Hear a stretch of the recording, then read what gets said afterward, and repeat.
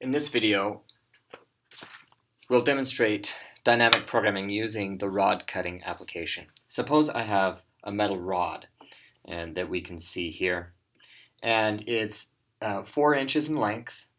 How many different ways can I cut that rod in length's integral of inches? So I can leave the rod uncut. I can cut the first piece off there.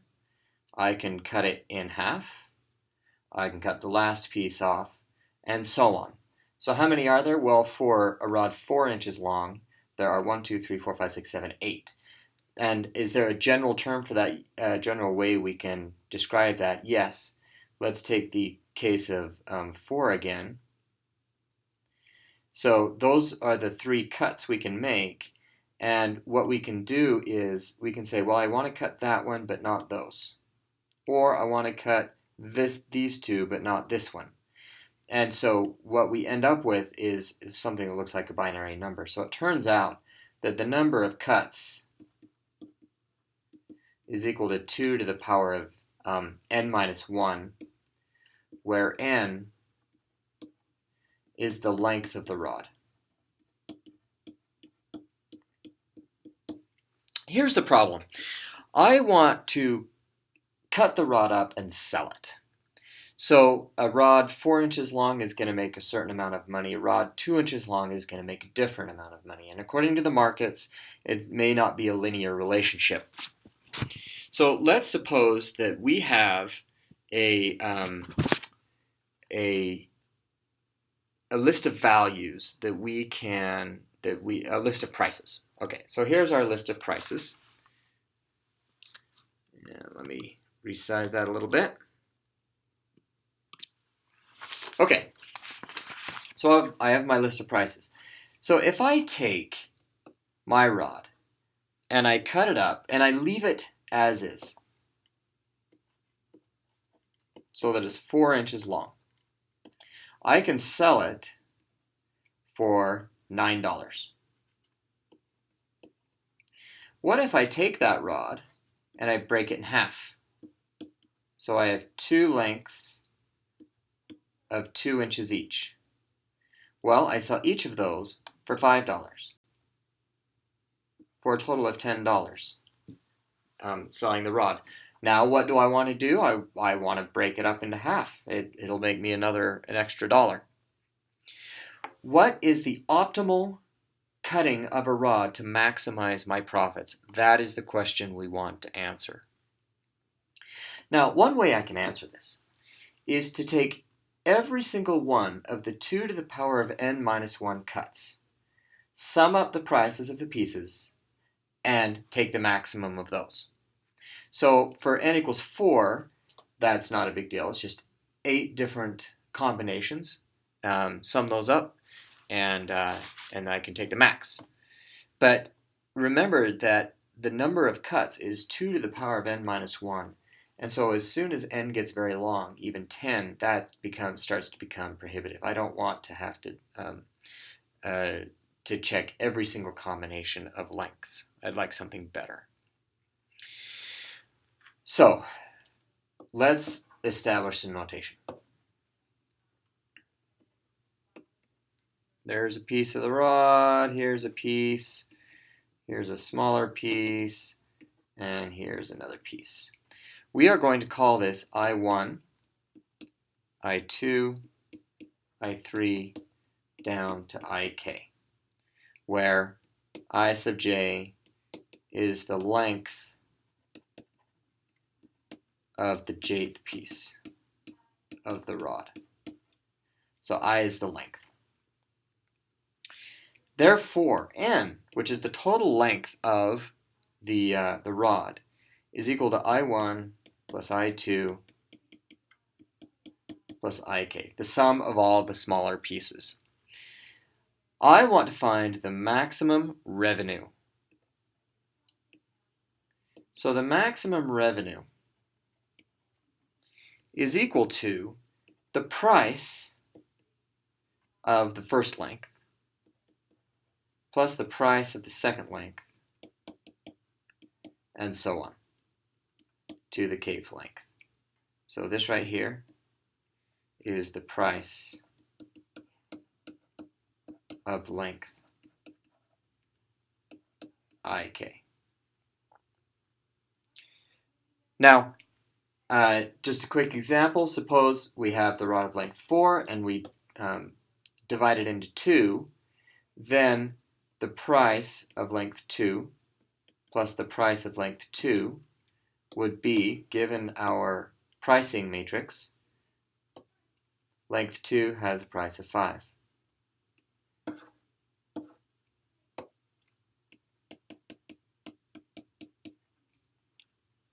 Okay, that would be the revenue for that cutting, but what I want to find is the maximum revenue.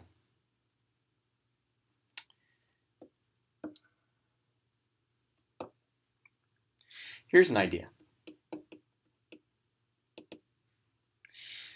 To find the maximum revenue, let's take the max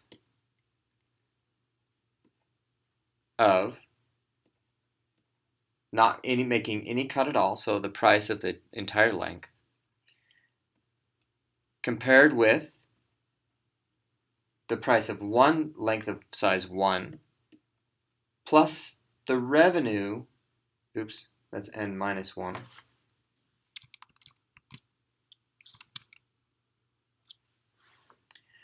of the remainder of the rod. So here we're going to break it up into 1 and then the rest. And then we want to find the revenue of the rest, the max revenue of the rest. Compare that to having a length 2 starting plus the revenue of the rest until we get to price of n minus 1, not plus, comma, plus the revenue of length 1. So you can see some recursive calls going on here. Here we have the revenue of size length n, and here we have the revenue of length n minus 1. What is that going to look like?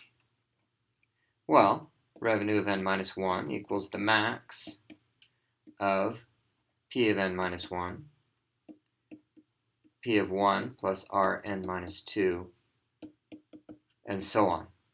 So you can see the recursive nature of what's going on here. All right, let's do an example of that.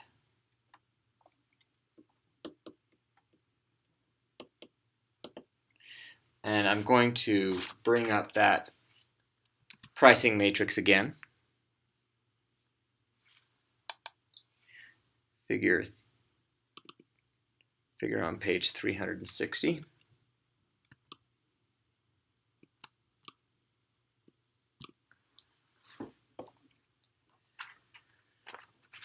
Okay, so let's take n equals 4, and let's find the maximum revenue for a rod of length 4. The revenue of length 4 is equal to the max of not cutting it at all, so the price of length 4, the max of cutting a one length piece off plus the revenue of the remainder, length 2 plus the revenue of the remainder, and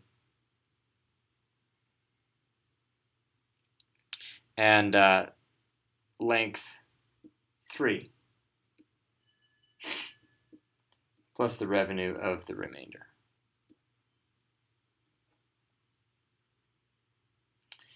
So, what is that equal to? Well, it's equal to the max. The price of length 4 is 9. Price of length 1 is 1, plus the revenue, the max revenue of a rod of length 3. Well, we don't know that yet, so let's compute it.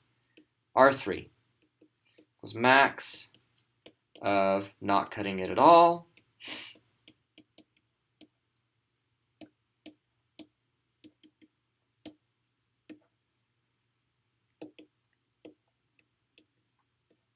P3 is 8, P1 is 1, again, plus the revenue of length 2. Oh, well, And we got to do that one.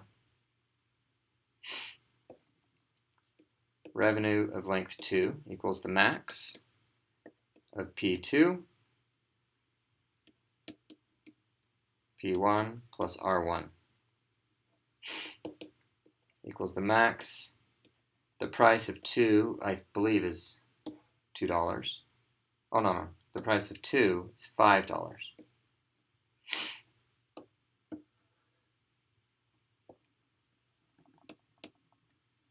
Price of 1 is 1, plus the revenue of 1, which is 1. And that's going to be equal to 5.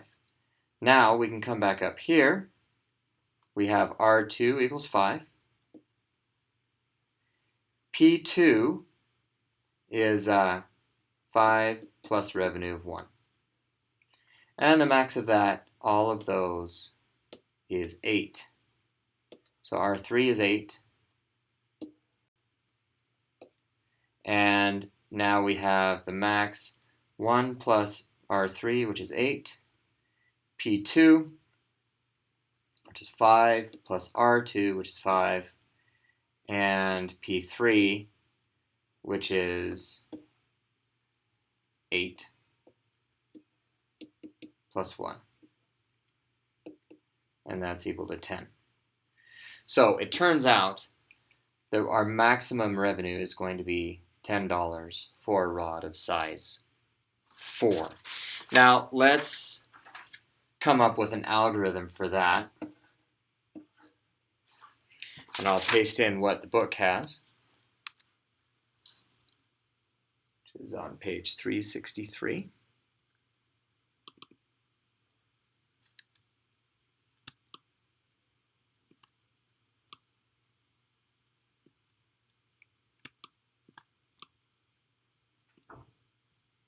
Okay. Here we have our price array.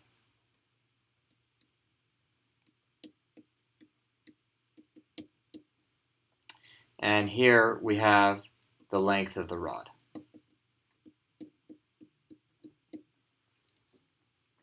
So if the rod is of length 0, we don't make any money. Now we're going to initialize Q, which is going to be our kind of our running maximum. And we're going to do that, walk through the lengths of the array. So we're going to take the maximum of our current max against the price of a length of length I and our recursive call. Now,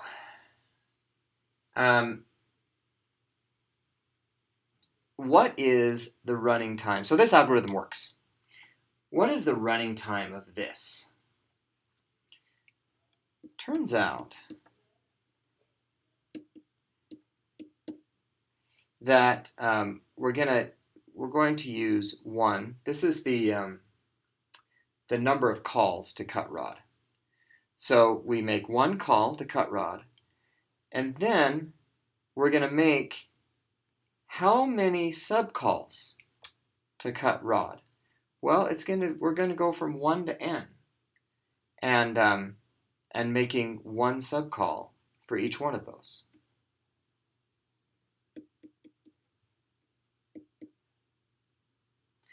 And how many subcalls does this make? Well, it makes T of J. And it turns out that that is equal to 2 to the n. You're going to prove that in the homework. So that is a lot of calls to cut rod.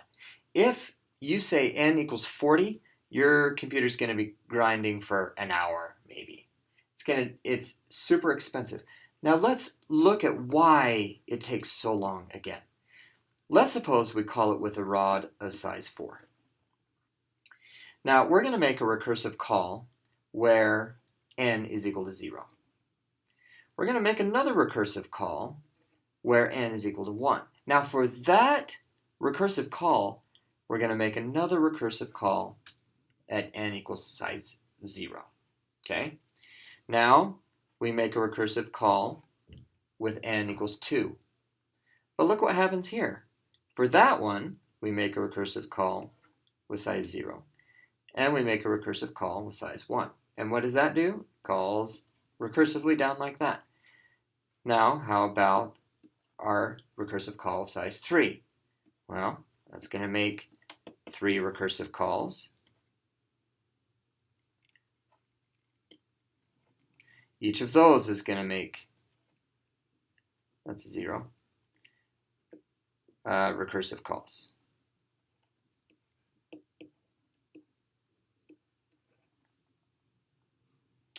So what's happening is we're making all these redundant recursive calls. So look at 2.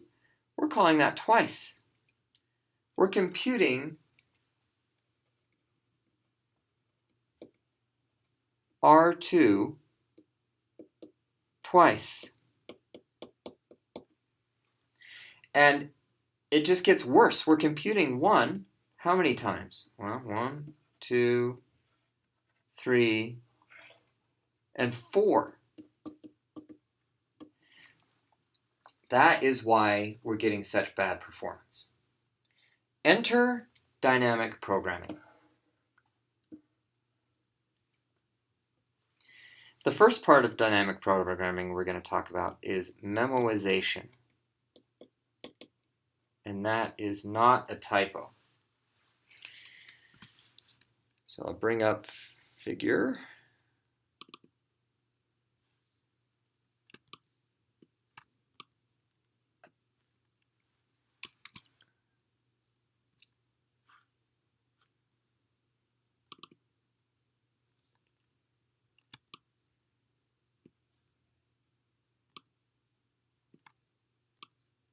Okay, here are 2 algorithms, one called by the other. Okay, so our main function that we're calling is this memoized cut rod. And we'll talk about why it's called memoized in a minute. I'm going to create a new array called R. And I'm going to initialize R to be -infinity. Then I'm going to call this auxiliary function, and then we're done. So there's nothing very interesting going on there. But this is where the beautiful things happen. Let's skip the first few lines and come down to lines 6 through 8. Now, in lines 6 and 7, that looks exactly like our previous function. We iterate from 1 to n, we check it against the current maximum, and then we make our recursive call, just like we did before. There's no difference. But now, we're going to take our result, which is our maximum revenue, for problem size n, for a rod of length n. That's the maximum revenue right now there, and we are going to store it. We are going to take a memo, note to self, for a problem size of 4, the answer is $10. So that's why it's called memoization. We're taking a memo. Now let's back up and go to line, so here we're going to take a memo. Now let's back up to lines 1 and 2. We come in here and we ask ourselves, hey, did I already solve this?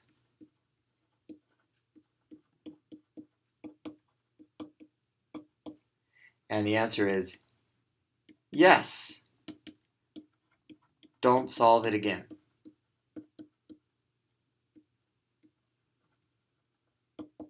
Use my memo.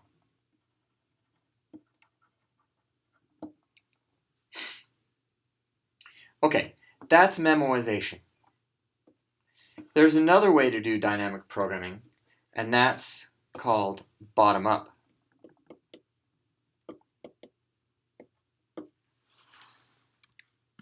And we'll bring up the algorithm from the book.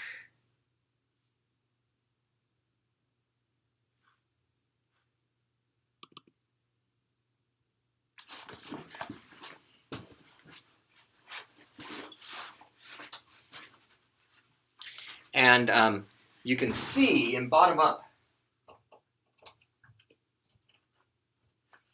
instead of trying to solve the problem from the top down, we're going to solve it from the bottom up and build the array as we go.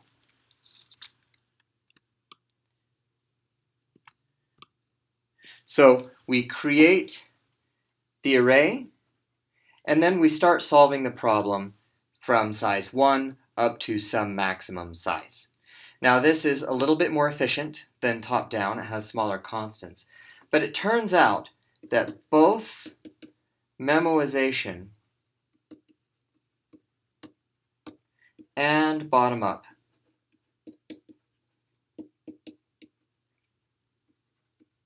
are big theta n squared for the rod cutting problem. Now we're mostly going to do memoization. In the projects, we're just going to do memoization. It's a little bit cleaner. And be warned that in some places, people say that memoization is one thing and dynamic programming is another, where dynamic programming refers to bottom up. In this class, however, and in this textbook, dynamic programming refers to both memoization and bottom up.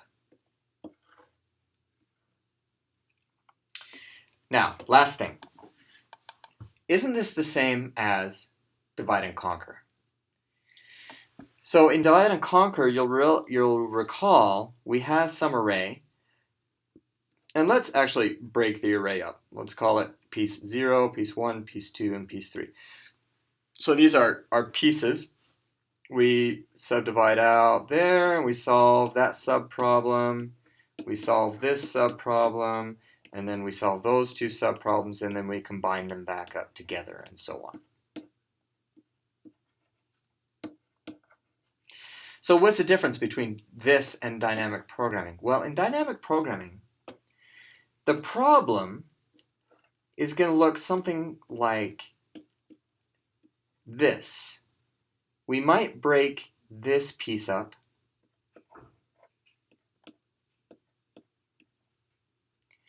and then we might break another piece up and it might look like this.